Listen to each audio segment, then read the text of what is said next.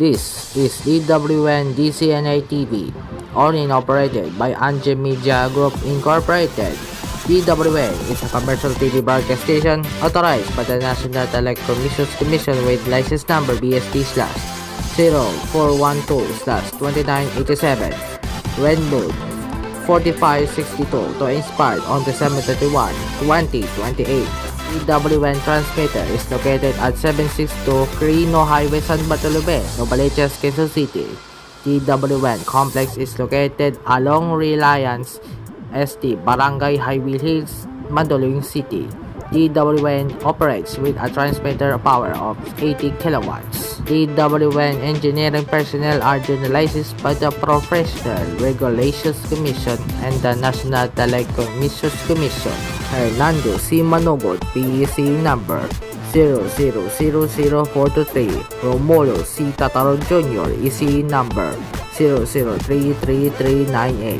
Romeo D. Dayon 94 1 PNCR 11441. Robert A. Espano 2K 1 PHZ 24096. Charlie O. Binita 40 1 PNCR /26666. DWN programs are seen nationwide via DWN and affiliated stations. Channel 50 Metro Manila, Channel 21 Lawag, Channel 70 Baguio, Channel 12 Bacolod, Channel 77 Cebu, Channel 30 Cagayan de Oro, Channel 67 Davao, and Channel 10 General Santos. Channel 77 Olongapo, Channel 96 Tuguegarao, Channel 54 Tarlac, Channel 10 Batangas, Channel 65 MC Banol, Channel 50 San Jose Occidental Mindoro, Channel 25 Naga, Channel 5 Puerto Princesa, Channel 17 Iloilo, Channel 63 Calibo, Channel 44 Tacloban, Channel 44 Zamboanga.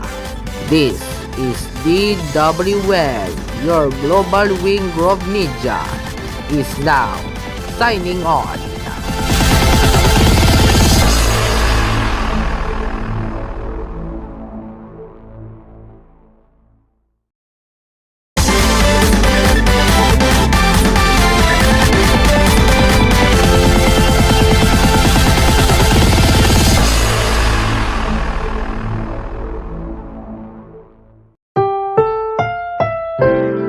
Ang susunod na programa ay rated PG. Ito ay nangangailangan ng patnubay at gabay ng magulang para sa mga batang manonood. Ang pinagkakatiwalaan, DWN News and Current Affairs, palitang may kredibilidad, serbisyong may pakialam.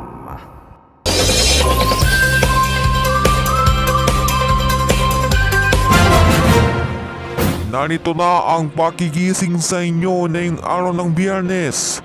Bentaan ng 20 pesos kada kilong bigas sa mga Kadiwa stores sa Metro Manila, arangkada na ngayong araw. Kumpanya ng bus sa sangkot sa trahedya sa SC-TEX, pinasususpende ng Department of Transportation. Hulikam! Babae nakalagkat ng motorsiklo sa EDSA. At Miss Universe Philippines 2025 candidates inilampa ang kanilang Philippines Mythical Creatures Inspired National Costumes. Pilipinas, magandang umaga po Luzon, Visayas at Mindanao. GNP na po. Ngayong araw ng Biyernes, ikalawang araw ng Mayo taong kasalukuyan. Narito na ang mga balita.